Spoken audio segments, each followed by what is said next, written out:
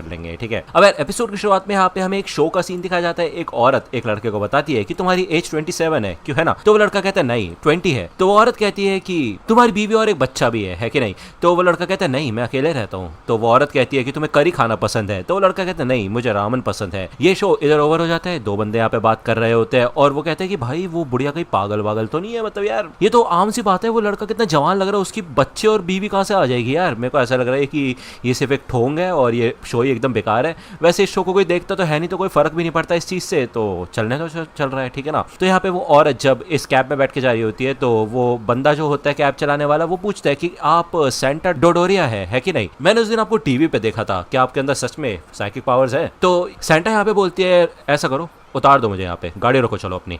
तो वो यहाँ से उतर जाती है और वो ड्राइवर कहता है अरे मुझे माफ करना, मैं आपको इंसल्ट नहीं करना चाहता था प्लीज। तो सेंटा कहती है कि अगर तुम मरना नहीं चाहते तो यहाँ से निकल जाओ चुपचाप, ठीक है। दूसरा यहाँ पे हमें कैन का सीन दिखाया जाता है, ओके। और आपको याद ही होगा वो यहाँ पे ट्रांसफॉर्म हो जाता है ग्रैनी के अंदर, क्योंकि मोमो बेहोश हो गई थी ज्यादा साइकिक पावर्स का इस्तेमाल करने की वजह से, ठीक है। वो यहाँ पे उठाने लग जाता है मोमो को, तभी यहाँ पे एक कील उड़ती हुई आती है काफी तगड़ी, और भाई एक सील टूटती है यहाँ पे, और भाई काइंड ऑफ ना वाट लग जाती है इस ग्रैनी की। यहाँ पे सेंटा आ चुकी होती है और ऐसा लगता है सेंटा ही इधर मोमो की ग्रैंड माँ है। और भाई सही बताऊं ग्रैंड माँ लग नहीं रही होती यार, ये मतलब बहुत जवान लग रही होती है। मतलब मेरे को इससे कोई प्रॉब्लम नहीं है, बट तुम खुद सोचो यार, मतलब ग्रैनी बोल रहे हो तो ग्रैनी जैसा दिखाओ भी ना, है कि नहीं? इस ग्रैनी को देख लो यहाँ पे। एनीवे यहाँ पे भाई कैन बुरी तरह से जब अटैक करने की कोशिश करता है सेंटा के ऊपर तो भाई वो जल जाता है पीछे से, ठीक है। और काइंड ऑफ यहाँ पे काफ़ी स्मार्ट घोषित किया जाता है सेंटा को, ठीक है। ऐसा लगता है कि उसको आदत है ऐसे स्पिरिट से निपटने की, ठीक है। हमें दिखाया जाता है कि कैन के आसपास यहाँ पे एक सर्कल बन चुका होता है और इस सर्कल के अंदर वो बंद हो चुका होता है। जैसे वो इससे बाहर निकलता है तो उसके हाथ में पैर में आग लगने लग जाती है, ठीक है। इवन हमें दिखाया जाता है कि सेंटा ने अपने आसपास भी एक सर्कल बना लिया होता है। वो कहती है कि अगर तुम इस लाइन को क्रॉस करोगे तो तुम मारे जाओगे। ये एक बैरियर की तरह काम करता है। ये जो कील है अगर मैं बैरियर के अंदर ठोकती हूँ तो बैरियर अंदर की तरफ बनता है, अगर मैं बाहर ठोकती हूँ तो बाहर की तरफ बनता है। मतलब तुम समझ सकते हो ना यार कि सर्कल की जिस साइड पे ये कील होगी उस साइड वाले स्पिरिट्स की वाट लग जाएगी। अब जैसे कि आप देख सकते हैं इस सर्कल के अंदर है कैन, लेकिन बाहर की तरफ कील है इसलिए वो बाहर कदम नहीं रख सकता, ठीक है। सिंपल सी बात है, ओके। यहाँ पे कैन के पास आ जाती है सेंटा और कैन तो नहीं बोलूंगा भाई ग्रैनी है एक तरीके से, वो बढ़ जाती है ऊपर खड़ी टाइप हो जाती है। वो कहती है कि मैं तुम्हें जरूर जान से मार दूंगी और खा जाऊंगी, ठीक है। तुम हमेशा मेरे को ऐसे बंद करके नहीं रख सकती। तो सेंटा कहती है कौन बंद कर रहा है तुम्हें, मैं तो तुम्हें वैसे ही जान से मार डालूंगी, ठीक है। तो बेसिकली वो यहाँ पे इस ग्रैनी के ऊपर अटैक करना शुरू कर देती है और इस सर्कल के बाहर एक और सर्कल बनाना शुरू कर देती है, ठीक है। अब ऑब्वियस सी बात है ये जो बाहर वाला सर्कल है इसमें एक बैरियर बन चुका है और थोड़ी देर बाद वो इस अंदर वाले सर्कल की एक लाइन मिटा देती है, जिसके बाद इसकी वाट लग जाती है, मतलब ग्रैनी जल के राख हो जाती है। मोमो को होश आता है या फिर वो नींद से जागती है, ऐसा हमें दिखाया जाता है कि उसका ये सपना था, लेकिन जब वो नीचे आती है तो ये सपना नहीं होता। वो ओकारुन के बारे में पूछती है, वो देखती है नीचे उसकी ग्रैनी है, ओके। उसकी ग्रैनी यहाँ पे मोमो से पूछती है कि हे मैं यहाँ पे शो देख रही हूँ, तुम मुझे परेशान क्यों कर रहे हो? वैसे तुम स्पिरिचुअल हॉटस्पॉट पे गई थी क्या? तो आपको याद ही होगा वो टनल एक स्पिरिचुअल हॉटस्पॉट है, ठीक है। मोमो यहाँ पे अपने दोस्त के बारे में पूछती है तो उसकी ग्रैनी उसे बताती है कि अगर तुम उस इविल स्पिरिट की बात कर रही हो तो मैंने उसको जान से मार दिया है। तो मोमो कहती क्या, क्यों, क्या उसने चश्मे पहने हुए थे? तो उसकी ग्रैनी कहती है अरे तुम्हें तो भूतों पे भरोसा ही नहीं है ना, तुम्हें तो लगता है कि मैं एक फेक स्पिरिट मीडियम हूँ, है ना। तो आपको याद ही होगा मोमो ने ये चीज पहले याद की थी कि उसने अपनी ग्रैनी को एक बार फेक स्पिरिट मीडियम बोला था, उसे बुढ़िया बोला था, ठीक है। तो उसकी ग्रैनी यही कहती है कि इविल स्पिरिट जैसा कुछ नहीं होता, तो तुम ये सारी चीजें भूल जाओ और चले जाओ बेटी यहाँ से। तो यहाँ पे मोमो आती है और वो नीचे झुक के माफी मांगती है अपनी ग्रैनी से। वो कहती है प्लीज मुझे बता दीजिए आपने क्या किया उस इविल स्पिरिट के साथ। तो उसकी ग्रैनी बताती है कि वो मेन श्राइन के अंदर है, ठीक है ना। तो मोमो कहती है बुढ़िया कहीं की। तो यहाँ से वो बोल के भागती है, जल्दी से भागती हुई जाती है मेन श्राइन के अंदर। वो देखती है यहाँ पे ओकारुन सही सलामत होता है। अब यार कुछ लोग कहते हैं इसको ओकारुन बोलो, कुछ लोग कह रहे थे कैन बोलो, कैन टाकाकुरा है ना इसका नाम, है कि नहीं?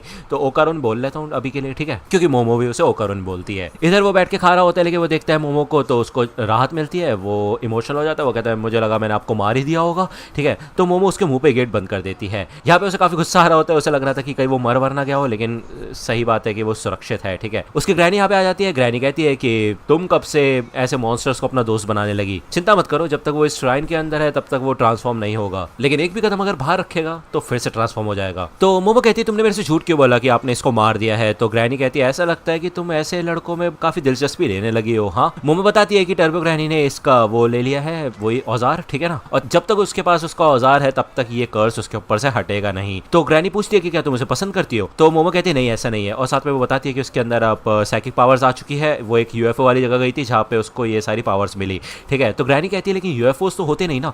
तो मोमो कहती है कि देखो कल तक मैं भी ये मानती थी, ठीक है, लेकिन ऐसा नहीं है। ये बात सच है कि मैं अपनी साइकिक एबिलिटीज का इस्तेमाल कर सकती हूँ। इतने समय से मैंने ही उसके कर्स को कंट्रोल करके रखा हुआ था। तो यहाँ पे ग्रैनी बताती है कि अच्छा टर्बो ग्रैनी की बात कर रहे हो तुम। वैसे सच बताओ तो तुमने काफी झमेला पाल लिया है इस चक्कर में। इतिहास में उसको 100 किलो ग्रैनी के नाम से जाना जाता था। वो एक मॉडर्न योकाई मॉन्स्टर है जो कि पूरी कंट्री पे कहर बरसा रही है, ठीक है। और कहा जाता है कि कुछ समय से वो टनल के अंदर घूम रही थी।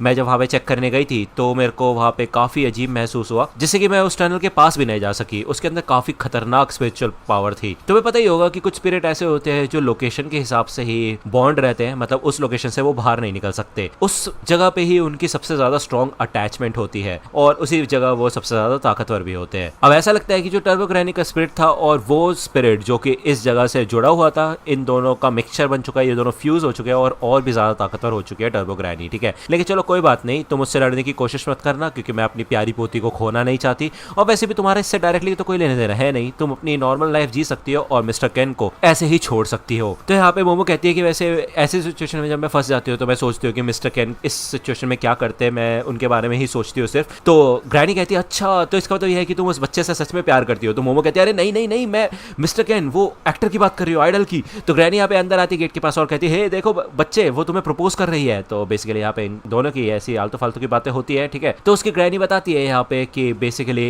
इन लोगों को टर्बो ग्रैनी को उसके एरिया से बाहर लेके आना होगा। अगर एक बार वो अपने एरिया से बाहर निकल जाएगी तो वो काफी ज्यादा कमजोर हो जाएगी और उसको हराना बच्चों का खेल होगा। मोमो पूछती है कि तुम वैसे सील टाइप की कोई चीज का इस्तेमाल नहीं कर सकती क्या? तो यहाँ पे ग्रैनी बताती है कि देखो हमारा भी एरिया है, ये सील सिर्फ इसी एरिया के अंदर काम करती है और क्योंकि टर्बो ग्रैनी का एरिया अलग है तो वहां पे मेरी सील्स बेकार है एकदम, ठीक है ना। तो यहाँ पे बेसिकली सारी की सारी जगहों के स्पिरिट गॉड्स होते हैं, ठीक है, और वो पावर सिर्फ उन्हीं जगहों पे काम करती है, ऐसा ही ग्रैनी बताती है, ठीक है। तो बेसिकली ग्रैनी इनकी डायरेक्टली मदद नहीं कर सकती। ओके, अब यार ऑब्वियसली बात है टर्बो ग्रैनी को चैलेंज करना होगा इन लोगों को और भागना होगा उससे तेज, जिससे कि भगा भगा के वो लोग इसको उसके ही एरिया से बाहर लेके आ जाए। लेकिन ये कोई बच्चों का खेल नहीं है क्योंकि टर्बो ग्रैनी जानी इस वजह से जाती है क्योंकि उसकी स्पीड काफी ज्यादा तेज है। तो मोमो की ग्रैनी कहती है कि अरे मैं तुम्हें नहीं कह रही, मैं इस लड़के को कह रही हूँ, ठीक है, ये भागेगा। तो मोमो कहती है यार इसके अंदर स्टैमिना नहीं है बिल्कुल भी। तो ग्रैनी यही कहती है मैं तुम्हारी ट्रेनिंग करना शुरू करूंगी, ठीक है, तुम ट्रेन कर सकते हो। और मोमो को वही कहती है कि तुम अपने फिजिकल पावर का इस्तेमाल करना शुरू कर सकते हो, मतलब साइकिक पावर्स का, सॉरी। ये बोल के वो यहाँ से चली जाती है। ओके, ओकारुन बताता है कि मेरे को तो डर ही लग रहा था, तुम जिस हिसाब से उस बड़े से मॉन्स्टर से लड़ी थी और मैं वहाँ पे उस समय कुछ भी नहीं कर पाया। मुझे इस बात का डर था कि मैं आपको बचा नहीं पाऊंगा और अगर ऐसा फिर से कभी हुआ तो मैं अपने आप को कभी माफ नहीं कर पाऊंगा, मैं काफी डिसअपॉइंटेड हो जाऊंगा, ठीक है। तो मोमो यहाँ से जाने लगती है। तो जाने से पहले ओकारुन उसे रोकता है और कहता है कि मुझे थोड़ा पानी मिल सकता है क्या। दूसरे दिन यहाँ पे न्यूज में हमें उसी लड़के का सीन दिखाया जाता है जिसका सीन हमें स्टार्टिंग के एपिसोड में दिखाया गया था और ऐसा लगता है न्यूज वालों ने उसका सच पता लगा लिया है और बेसिकली सेंटा उसके बारे में ठीक ही बोल रही थी, वो एक नंबर का झूठा है, ठीक है।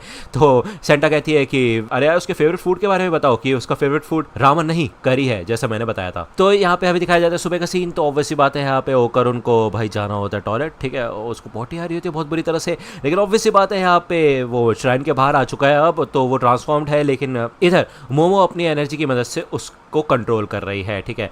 अब ऑब्वियसली बात है उसको उसके ऊपर नजर रखनी होगी तभी ये काम करेगा, नहीं तो नजर हटाते साथ ही वो ट्रांसफॉर्म हो जाएगा। ओके, तो ग्रैनी उससे पूछती है कि तुम अपनी साइकिक एबिलिटीज का इस्तेमाल कैसे करती हो। तो मोमो बताती है कि मेरे को एक ऑरा टाइप दिखता है सामने एनर्जी का और मैं बस ओकारुन के उस ऑरा को पकड़ के अपने हाथों से कंप्रेस कर देती हूँ जिससे कि वो ट्रांसफॉर्म नहीं होता और कंट्रोल हो जाता है, ठीक है। मोमो यहाँ पे बताती है कि वो अपने ऑरा से पत्थर को, पेड़ों, पौधों को, सबको महसूस कर सकती है, इसी वजह से ग्रैनी कहती है ठीक है फिर अपनी आंखें बंद करो और अपने हाथों से ऑरा को महसूस करने की कोशिश करो। वो अपनी आंखें बंद करके यहाँ पे कोशिश करती है ओकारुन को कंट्रोल करने की, लेकिन इससे कोई फायदा नहीं होता, ठीक है। बट यहाँ पे भाई ओकारुन की वाट लग रही होती है, उसको ऐसा लगता है उसका कभी भी निकल जाएगा सब कुछ, ठीक है। तो ऑब्वियसली बात है यार वो भागने लग जाता है यहाँ पे घर के अंदर, लेकिन घर में जाने नहीं देती मोमो से। वो कहती है तुम्हें शर्म नहीं आती किसी और के घर में जाते हुए, वो भी बिना पूछे। फाइनली यहाँ पे थोड़ी भागदौड़ होती है और ओकारुन इधर आ जाता है वॉशरूम के अंदर, थोड़ा सा गेट खुला होता है और मोमो ने उसको कंट्रोल करके रखा होता है, ठीक है। मोमो बताती है कि जब उसकी पावर अवेकन हुई थी तो ऐसा लगा था वो काफी ज्यादा ताकतवर है, उसको कुछ भी सोचने की जरूरत नहीं पड़ी थी, ऐसा लग रहा था कि जो भी वो सोच रही है वो हो रहा है ऑटोमेटिकली। वो काफ़ी ज़्यादा ताकतवर थी। तो ग्रैनी यही कहती है कि ऐसा लगता है कि वो ही तुम्हारी असली ताकत है, तुम्हें उसे बाहर निकालने के लिए बस प्रैक्टिस करनी होगी, ट्रेनिंग करनी होगी, ठीक है। तभी यहाँ पे हमें दिखाया जाता है कि ग्रैनी स्टॉप हो जाती है, उसके नाक से खून आने लग जाता है और अंदर भाई ग्रैनी आ चुकी होती है, ठीक है, मतलब टर्बो ग्रैनी, ठीक है। वो बताती है कि ये जो लड़का है इससे मेरा कर्स फैलता है, ठीक है, और मैं इस लड़के के आसपास वाले लोगों को भी कर्स कर सकती हूँ, ठीक है। अब मैं तुम्हें और समय नहीं दूंगी, आज रात ही टनल के अंदर आना, नहीं तो मैं इस बच्चे के जरिए सबको कर्स दे दूंगी और सबको जान से मार डालूंगी, समझी ना। तो वो यहाँ से चली जाती है और मोमो ये सारी बातें अपनी ग्रैनी को बता देती है। अब ग्रैनी ने यहाँ पे इन दोनों को ही कुछ कॉस्ट्यूम्स दी होती है, ठीक है। इसके अंदर कुछ आर्मर टाइप होता है बेसिकली स्पिरिट से लड़ने के लिए, और ये दोनों यहाँ से जाने के लिए तैयार हो जाते हैं टनल के लिए। ओके, जाने से पहले यहाँ पे मोमो की ग्रैनी उसको हक करती है, ओके, और यही कहती है कि मरना मत। ये दोनों यहाँ से चले जाते हैं और मेट्रो में जब ये आते हैं तो मोमो को काफी एम्बैरेसिंग फील हो रहा होता है, ओके। साथ में उसको काफी गुस्सा भी आ रहा होता है कि उस टर्बो ग्रैनी ने किसी ऐसे इंसान को नुकसान पहुंचाने की जरूरत की जिसको प्यार करती है, यानी कि उसकी ही ग्रैनी को, ठीक है। तो वो उसको छोड़ेगी नहीं, उसकी वाट लगा देगी। बेसिकली उसको इस यूनिफॉर्म से भी घिना रही होती है, तो वो ये यूनिफॉर्म उतार देती है। भले कैन मना करता है, मतलब ओकरुन मना करता है, और वो कहता है कि तुम्हारी ग्रैंडमा ने बोला है कि ये हमारे लिए काफी ज्यादा इंपॉर्टेंट है। तो मोमो कहती है वैसे देखा जाए तो इससे कोई फर्क नहीं पड़ता कि हम क्या पहनते हैं, चिंता करने वाली कोई बात नहीं है। तो यार ये एपिसोड यहीं पे खत्म होता है, नेक्स्ट एपिसोड आएगा नेक्स्ट वीक। और यार चैनल के ऊपर ना रिस्पॉन्स नहीं आ रहा बिल्कुल भी, यार मन नहीं कर रहा मेरा कुछ करने का, और ऊपर से मेरा फाइनेंशियल स्टेटस भी थोड़ा बिगड़ चुका है। तो यार मेरे को कुछ सजेशन दो, कुछ नई एनिमे का जिसको देख के मैं बोलूँ वाओ यार क्या रिस्पॉन्स है, या फिर मैं सोच रहा हूँ नया चैनल बना लूँ।